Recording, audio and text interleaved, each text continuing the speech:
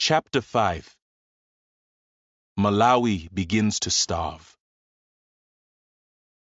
Part of the answer arrived in late September. Not long after taking our final exams, Gilbert and I went to the trading center to play a few games of bao. As we walked back to his house, I noticed something odd. About a dozen people were gathered in his yard, talking in low, worried voices. They were mostly women, each wearing brightly colored headscarves like my own mother, and carrying an empty basket. "Who are these people?" I asked. "They've run out of food in the far villages," Gilbert said. "These women have come to ask my father for handouts or ganyu. Some of them walked for days." Ganyu was another word for day labor, or a small job such as clearing fields or digging ridges for a little money or food. It's how many farmers in Malawi made a living when times were hard. But I'd never seen this many people at once. "What's your father going to do?" I said. "He's going to feed them," Gilbert answered. "He has no choice. He's their chief."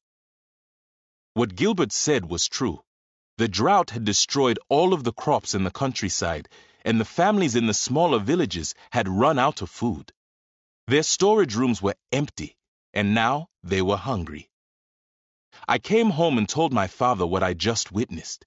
He'd also seen the lines of women, but didn't seem too concerned. He explained that the government always kept giant stocks of maize for emergencies. In tough times like these, they sold it on the market for a reduced price so that everyone could afford to eat. "Don't worry," he said. "Whatever the case may be, our family has never gone hungry."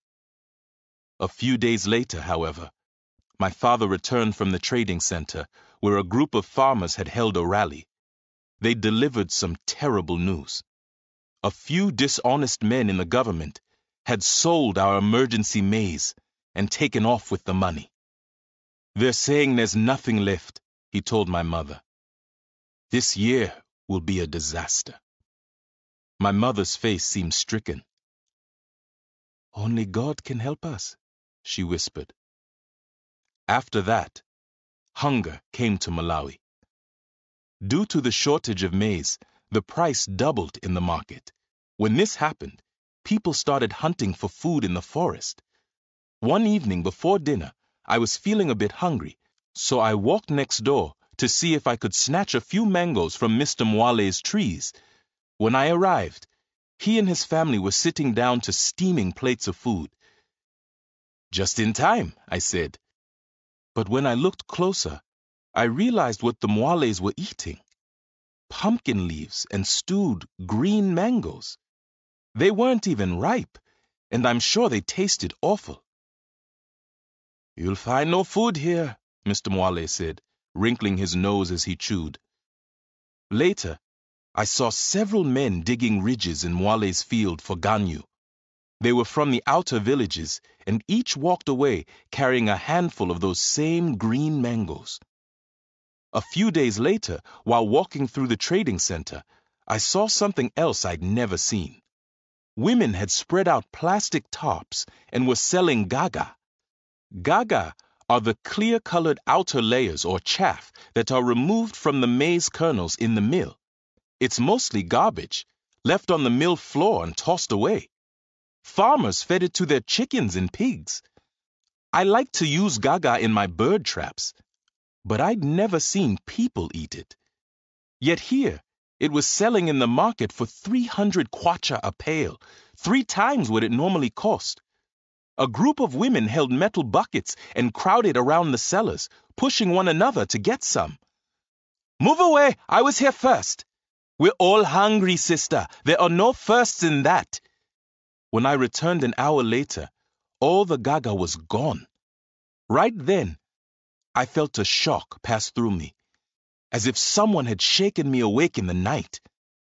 I started running home. Until then, I hadn't worried much about our own situation. Being 13 years old and always hungry explained some of that. Each meal, I'd stick out my plate and ask for seconds, saying, "That's right, keep it coming." Sure, I knew about the problems throughout the country, but for some reason, I always assumed they were happening to someone else. Now, as I headed home, I grew more and more afraid. When I reached the house and opened the door to the storage room, I nearly fainted. Only 2 bags of grain remained. In my mind, they were already gone. I started doing the hunger math. 2 bags of maize wouldn't last 2 months. In 3 months, we'd be starving. Worse, there were still 210 days, about 7 months, until our next harvest. We hadn't even planted one seed, and once we did plant, there was no guarantee that it would rain or that we'd even have fertilizer. A few days later, my father started rounding up our goats to sell in the market. In Malawi, your animals are your most prized possessions, a farmer's only token of wealth and class. Now we were trading them for a few pails of maize. The men who ran the Kanyenya stands selling fried meat had enormous power now. The prices they offered for goats, pigs, and cows went lower each day, yet people still lined up to sell. I noticed one of the goats was Mankalala, one of my favorites. Unlike the other goats, he loved to play. He'd let me grab his horns and wrestle in the courtyard. He and Kamba had also become friends and would chase each other around the kitchen, irritating my mother. "Papa, why are you selling our goats?" I asked. He turned to me. "A week ago, the price was 500. Now it's 400. I'm sorry, William, but if we wait any longer, we'll get nothing." The goats were tied by the legs with rope and already crying. Kamba heard the commotion and came to investigate. When he saw Mankalala being led down the trail with the others, he started to bark and jump. Mankalala then turned around as if to plead for help. He knew his fate. But as much as it hurt me inside, I had to watch him go. What could I do? My family had to eat. In early November, I started waking up as usual at 4 a.m. to make my ridges. On the first morning when I walked inside to have my breakfast, my father met me in the darkness. "No fala today," he said. "Huh?"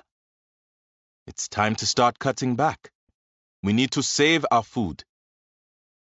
By this time, our supply of maize was just 1.5 bags. Breakfast was first to go, and I wondered what would be next. But instead of complaining, I drank a big cup of water, grabbed my hoe, and went to meet Jeffrey in the fields. I told him about skipping breakfast. "Can you believe it?" I asked, but my cousin simply shrugged. "You're just starting that today?" he said. "I haven't had breakfast in 2 weeks. I'm getting used to it." In the early morning, the weather was still cool and I could dig my ridges with great energy. But by 7 a.m., my stomach had woken up and realized it was empty. It growled and rumbled and demanded to be filled. Soon the sun was high in the sky and sucking all of my strength. The only thing keeping me awake was my father marching past. "Make those ridges better," he shouted. "But I'm too hungry, Papa." "Think about next year's harvest, son. Try your best." It was true. My ridges looked crooked, as if a slithering snake had dug them. Across the field, Jeffrey was hard at work. "Mr. Jeffrey," I called out. "You dig my ridges today, and I'll dig yours tomorrow. Can we make this deal?" "I'll think about it," he said, gasping for breath. "But it sounds like the same deal as yesterday." I was trying to raise my cousin's spirits. Ever since his father died, he hadn't been the same. He looked sad, and sometimes he stayed in his room for an entire day and didn't speak to anyone. He was also sickly. At a recent trip to the clinic, the doctor said he had anemia, which is caused by not having a healthy diet. I later discovered that breakfast wasn't the only thing Jeffrey was skipping. Food was running low all around. "I'm joking," I shouted. "But seriously, man, you don't look good. Take a break and get some rest."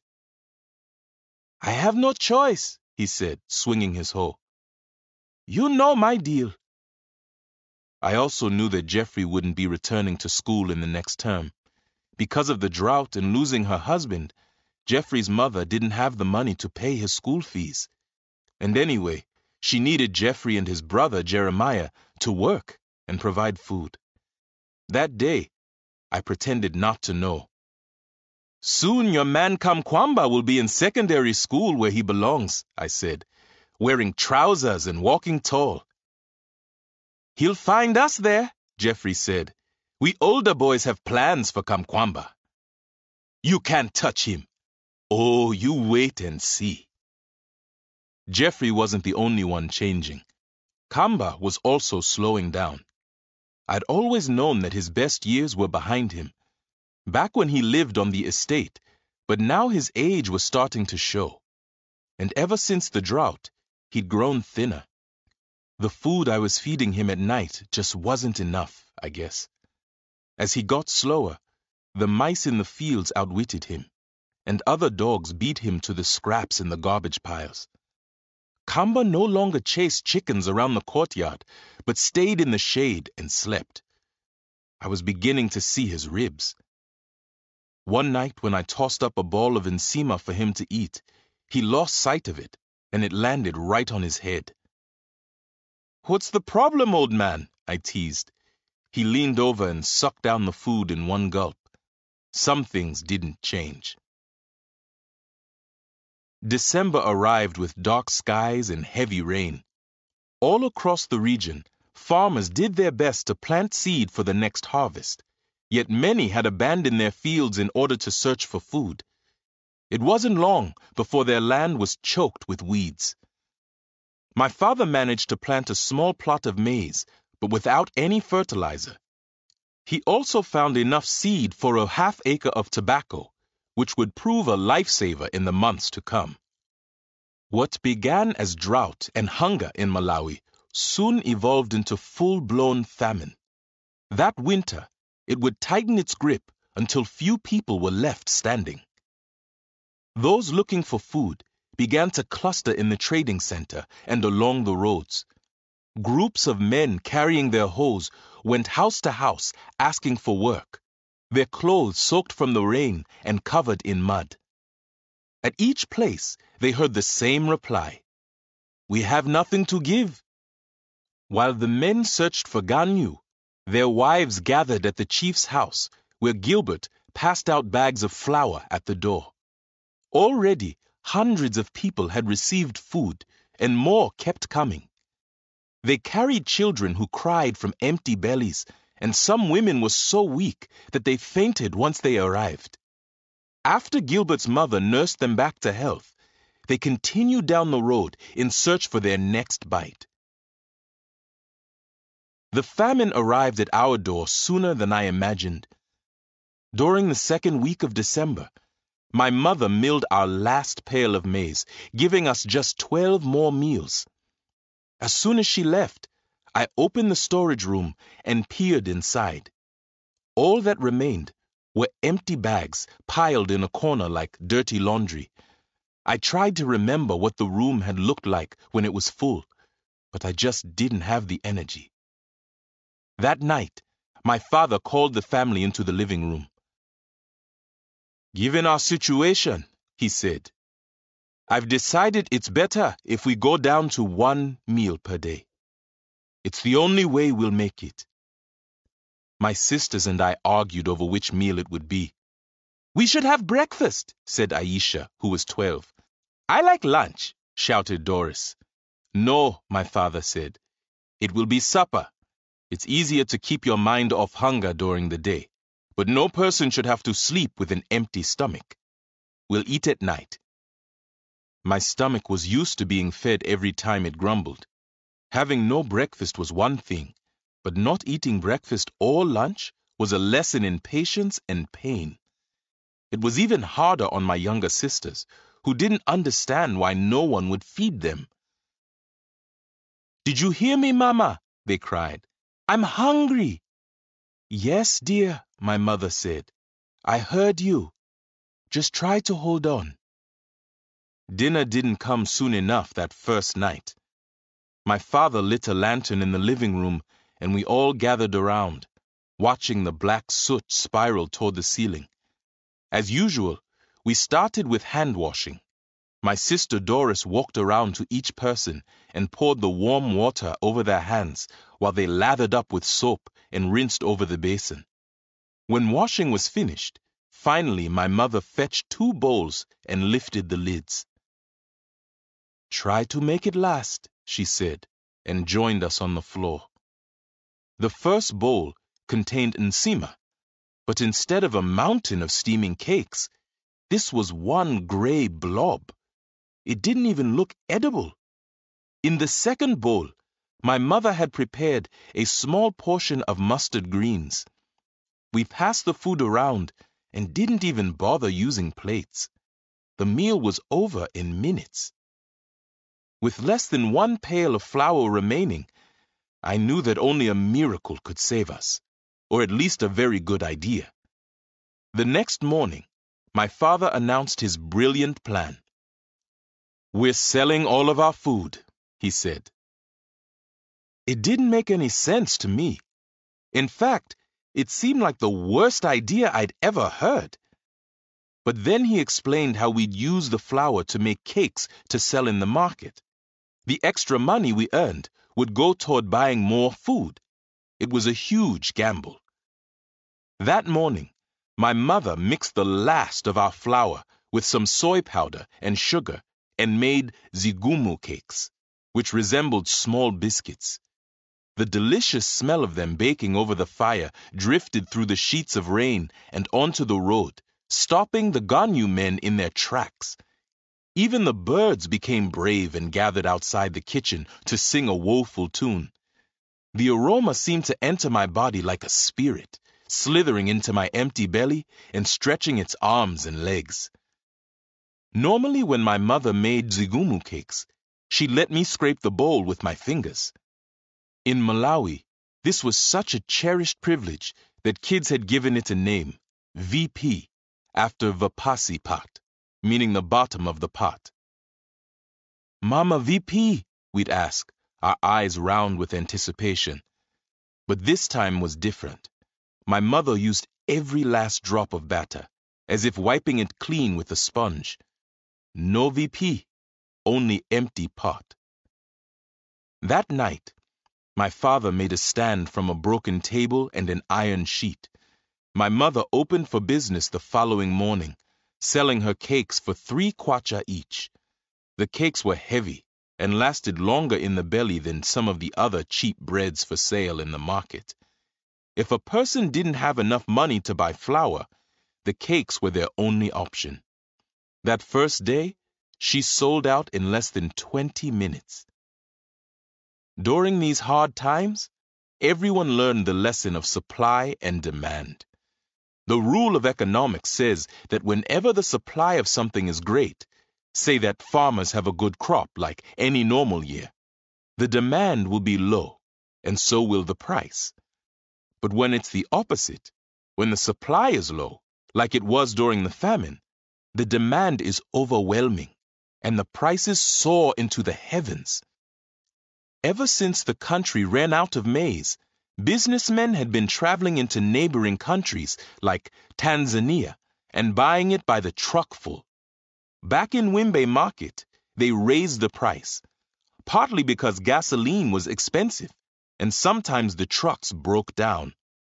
But also, they charged more because they knew people were starving and would pay anything to stay alive. Luckily, one of the traders, Mr. Mangochi, was my father's friend and agreed to cut us a deal. For the money my mother earned selling cakes, Mangochi sold her another pail of maize. My mother took it to the mill, saving half the flour for more cakes, while the other half went to us. It was just enough to provide our blob of nsima each night, plus some pumpkin or mustard leaves as relish. It didn't erase our hunger, but knowing our one meal was safe made it seem less painful. "As long as we can stay in business, we can make it through," my father told us. "Our profit is that we stay alive." A couple of weeks later, my mother was coming home from the market when a giant truck passed her on the road. Its load was covered with tarps, and some of the other traders said it was maize. "They're taking it to the government store in Chemama," someone told her. When my mother got home, she called me over and explained the news. "You will go to Chemama tomorrow. Leave as early as possible." Chemama was 12 miles away, so of course I grumbled. "Are you sure it was maize and not fertilizer? Because I heard that—" "Are you listening to me, boy?" my mother snapped. She did not like her children talking back, especially not now. "You go tomorrow." If my mother was right, it was great news. It meant the government had found surplus maize, perhaps from Tanzania, and would sell it for a discount. With prices climbing higher and higher in the market, it was the only way we could get ahead. The next morning, I awoke at 5 a.m. and set off on my bicycle for Chemama. An empty flour sack fluttered from my handlebars, and as I rattled down the narrow dirt roads, I noticed many others carrying the same. "Chemama?" I asked them. "Hey," they replied, nodding. The government store was located in the central market. When I finally arrived, I saw the lines of people stretched from the door all the way down the road, longer than 2 soccer fields. One line was for men, while the other was for women and children. Each was getting longer by the minute, so I parked my bike against a fence and took my place among the men. A cool breeze blew from the lake and kept people in good spirits. But once the scorching sun rose in the sky, the hunger revealed itself in everyone. People suddenly appeared exhausted, as if they hadn't slept in days. The skin around their faces was shrunken, and their eyes squinted against the hard light.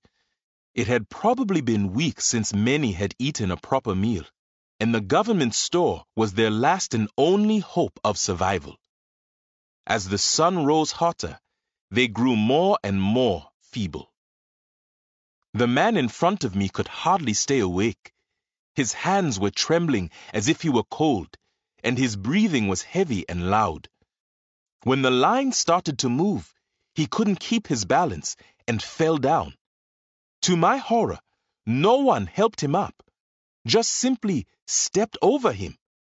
In the next line, babies cried from hunger and children tugged at their mothers' dresses.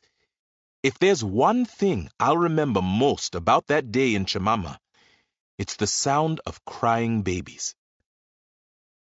After several hours in line, people got restless and angry. Angry at the sun and at the people pressed all around whose starvation reeked of soured rags. Angry at the government, at the dust, and at the very air that occupied the emptiness of their stomachs. As we inched closer and closer to the door, their impatience took control. People began to push. Someone shoved me so hard in the back that I grabbed hold of the man in front of me to keep from falling down. A few boys from the end of the line then raced toward the front, squirming into the crowd like mice under a door. "Hey, stop cutting!" people shouted. "We've been here since dawn." But they kept coming. Everyone knew that at some point the grain would run out, and no one wanted to be the loser left holding an empty sack. The more people cut in line, the more the others panicked. Suddenly, both lines surged toward the front doors at once. The wave of bodies lifted me off the ground and carried me forward. I felt the air being squeezed out of my lungs and saw the sky disappear above me. I was being swallowed by this enormous, terrifying mob, and I was helpless against it. "Hey, stop!" I shouted. "I can't breathe!" But it was no use. As the mob trapped me in its belly, a strange thing happened. Everything went dark. The screams and moaning of children fell away. The shouting vanished. I drifted in slow motion, as if underwater. For a second, I thought that maybe I was already dead, and a small part of me even felt relieved. But no, through the cracks in the crowd, I saw the government building, now closer than ever. The crowd had carried me forward like a cyclone. I managed to plant my feet back on the ground and slither between the bodies. It helped being skinny. A minute later, I reached the front of the pack and stood on the porch of the building. Then I slipped through the doors. Inside, the office was cool and quiet, and in front of me was a hill of maize as high as my waist. It was more food than I'd seen in months. And I'd made it just in time. Outside, the mob had exploded into one giant fist fight. Through the door, I watched a woman fall to the ground and vanish in the dust cloud. 2 more women, carrying babies on their backs, jumped out of the ruckus to avoid being crushed, losing their place in line. They brushed off their clothes and walked away with nothing, and I wondered if they'd make it through another month. "Hey!" a man shouted. "Next!" He was shouting at me. "I said next!" I hurried forward and placed my order. I had 400 kwacha in my pocket, enough to buy the 25 kilograms as advertised on the sign outside. But when I told him what I wanted, he informed me there'd been a change. I could only purchase 20, but the price remained the same. "So how much do you want?" he said, not even looking up from his ledger. 20. He gave me a ticket and pointed down the line, where several workers used metal pails to scoop the maize. They looked muscular and healthy, nothing like the people outside. The man who measured my maize then cheated me. He threw the bucket onto the scale so quickly that I couldn't see the weight, then emptied it into my bag. "Next!" he screamed. "But wait," I said. "You didn't even—" He wheeled around. "If you don't like it, you can leave it here. There are plenty of people behind you. Next!" With little choice, I handed him my money, grabbed my sack, and ran for the door. Despite being robbed, I felt a rush of excitement to be holding so much food, though it quickly turned to fear once I stepped back out into the mob. A man ran toward me, shouting, "I'll give you 500 for that." Another pushed him aside. "No, boy, I'll give you 600. I pretended not to hear. I strapped the maize to my bike as fast as I could and sped away. Once I reached the road, I didn't stop pedaling until I saw my family's house. As I rolled into the courtyard, my mother and sisters greeted me like a hero. I was exhausted, and my clothes were torn and dirty from the crowd. When I tossed the maize onto my father's scale, it confirmed that I'd been shorted. 15 kilos, I said. Only half a bag. My mother told me not to worry. You did fine, and because of you, we'll eat for another week. In the days after Chimama, people started selling their possessions to stay alive. One morning during a heavy rain, I sat on the porch and watched a line of them pass like slow-moving ants. Women carried giant pots on their heads containing the items from their kitchen. Cups, spoons, knives, everyday utensils of a normal life unhinged. Men lugged chairs and sofas on their backs. One man dragged a heavy dining room table through the mud. They were all headed for the trading center to see how much money or maize they could get. Because what good was a kitchen table when you had no food to eat on it? Kamba lay sprawled out on the ground at my feet. Every few seconds, his tail flipped in slow motion at the flies that gathered on his back. He was getting thinner and more weak, and I knew it was all my fault. My mother's one meal per day didn't include our dog. The only way Kamba ate was if I shared my portion, and most days I was so hungry that I ate it all without thinking. Lately, in the middle of the night, his groans of hunger had roused me from my sleep, and I'd stayed awake burning with guilt. It was difficult to even face him now. So once the rain let up that morning, I left him on the porch and followed the people to the trading center. He didn't try to follow. The hunger had transformed the town. Most of the shops like Mr. Banda's were now shuttered, and the market women had abandoned their stalls. The merchants now joined the multitude of starving people looking for food and selling their lives away. "Ndiri di Malonda," a man called out. "I've got something to sell. How about this radio? It's yours for a giveaway price." One man sold the iron sheets from his roof for a cup of flour. A nice straw roof could fetch half a cup. "What good is a roof when you're dead?" he asked. A few of the businessmen, like Mr. Mangochi, bought their neighbor's furniture and later gave it back. But the truth was that most people had no money to buy anything. They simply shook their heads and walked away. Inside the maize mill, a crowd of desperate children gathered around the machine. When the rare woman came to grind a pail of maize, they watched the flour cloud rise from the bucket with dancing eyes. As soon as the customer removed the pail from the spout, the children threw themselves onto the floor and wiped it clean. By mid-December, there was hardly any grain to mill anymore, and the building fell to silence.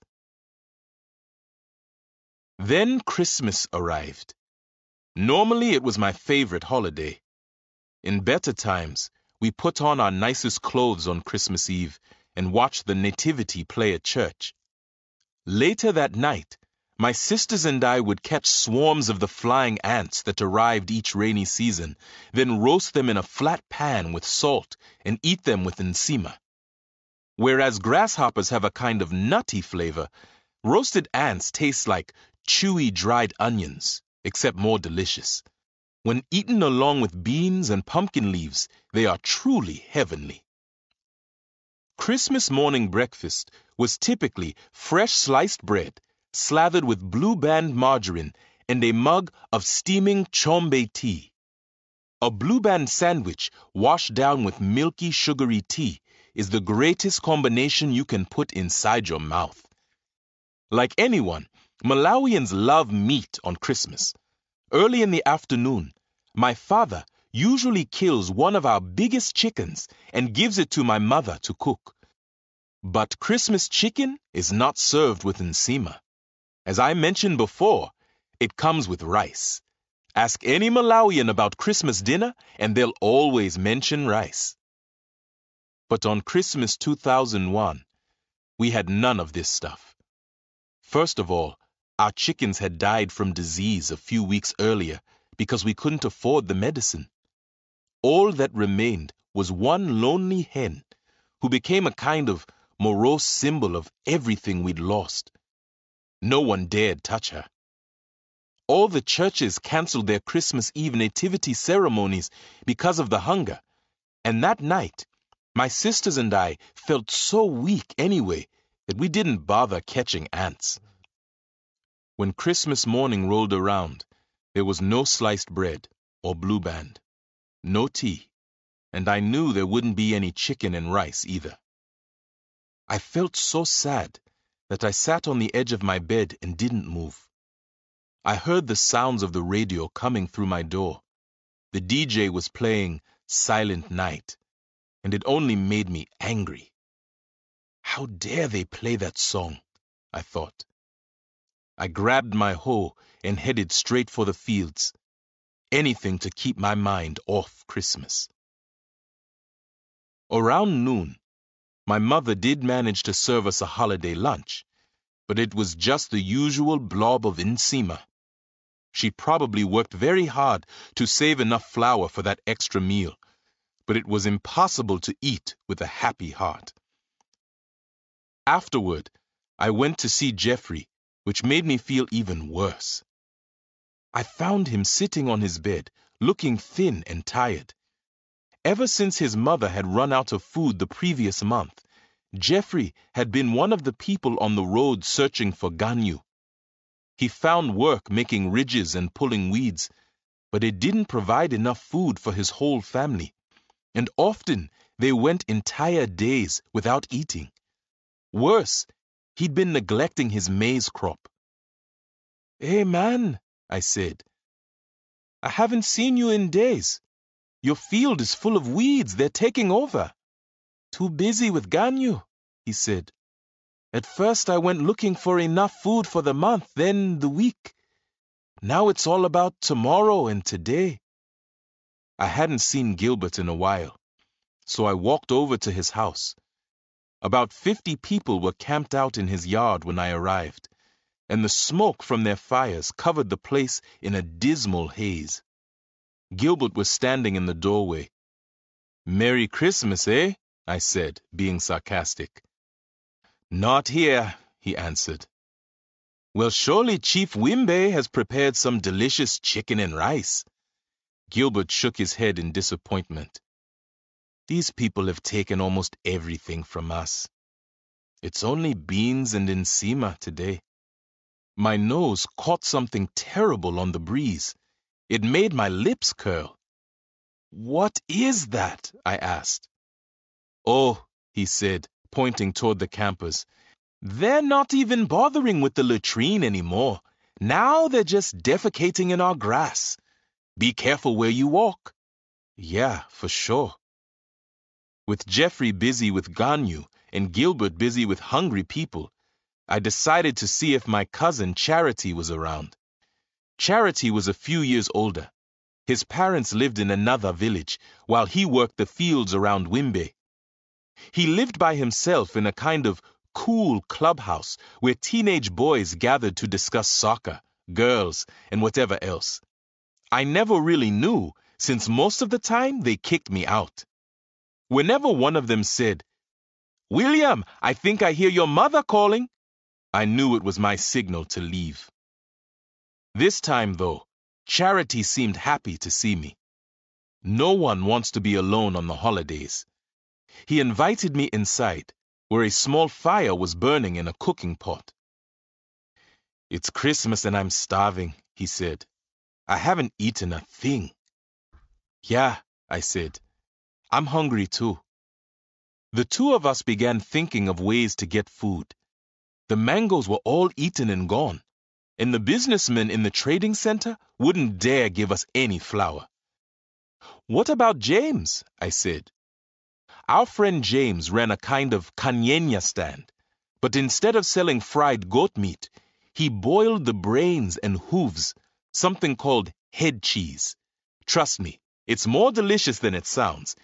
In fact, my mouth watered just thinking about it.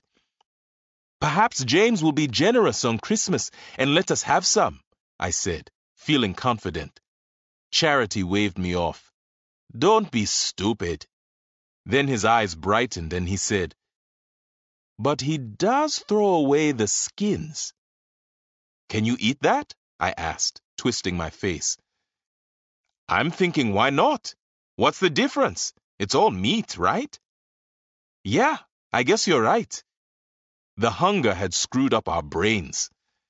On the way to see James, we passed the other kanyenya stands.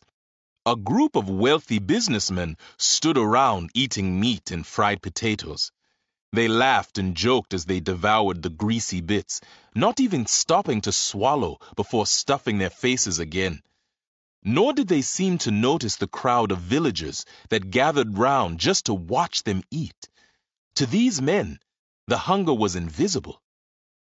James's stand was just down the road. He was there, as usual, hunching over his boiling pot. As we got closer, I could see a goat head bobbing inside the roiling water, along with some leg pieces. My stomach howled, and I had to turn away. "Hey, James," Charity said. "William and I are making a Christmas drum for the children in the village. We're wondering if you could spare one of your skins." "That's a good idea," said James. He turned and nodded toward a black mound in the dirt, swarming with flies. "Take that one there." I was going to throw it out anyway. Charity grabbed the hide and stuffed it into a jumbo bag, then handed it to me. It was still warm. Zikomo kwa mbiri, Charity said. Thanks a lot. The kids will appreciate you. Sure, sure. We hurried back to Charity's house, wasting no time. How are we supposed to prepare this? I asked, peering inside the bag. Easy, said Charity. We'll just cook it like a pig. Back inside, I added some twigs to the fire and got it going again. Once it was good and hot, Charity and I held the corners of the hide and stretched it over the flames. The hair sizzled and flared and gave off an awful smell. Once it looked charred enough, we took our knives and scraped it away. We did this again and again until it was properly cleaned. We cut the skin into strips and threw them into a pot of boiling water, adding a little salt and baking soda. What's the soda for? I asked. It's how the women make their beans cook faster, he answered. I'm thinking it works with skin too. After 3 hours, a thick white foam formed on top of the water. Charity took out his knife and fished through the froth, pulling out a steaming piece. It was gray and slimy. He blew on it to cool it down, then popped it into his mouth. His jaws worked and worked, trying to chew it up. Finally, he swallowed. How was it? I asked. A little tough, but we're out of firewood, so let's eat. I snagged a long piece of skin with my knife and held it in my fingers. It was sticky, as if covered with scalding glue. I stuffed it into my mouth and breathed in, feeling the rush of heat instantly calm my angry belly. As I chewed, the juices sealed my lips shut. Merry Christmas, I managed to say. Yeah, Merry Christmas. Just then, I heard a clawing at the door and realized it was Kamba. He must have smelled the Christmas meat all the way from home and come running. His bony frame was bent and tired, but his tail was wagging. I was glad to see him. Give some to that dog, Charity called out. It's dog food we're eating anyway. I bent down and rubbed Kamba's head. Let's get you something to eat, chap. I'm sure you're starving. I tossed Kamba a long piece of skin, and to my surprise, he leaped up and snatched it from the air, just like old times. I went to the pot and pulled out 2 more giant handfuls. After he'd finished his meal, the life seemed to return to his body. I lost count of how many pieces I ate myself, but after about half an hour of chewing, Charity and I gave up because our jaws were too tired. As the sun went down that afternoon, the 3 of us sat around the cold fire, content with the warm feeling of meat in our stomachs, because that's what Christmas was all about anyway.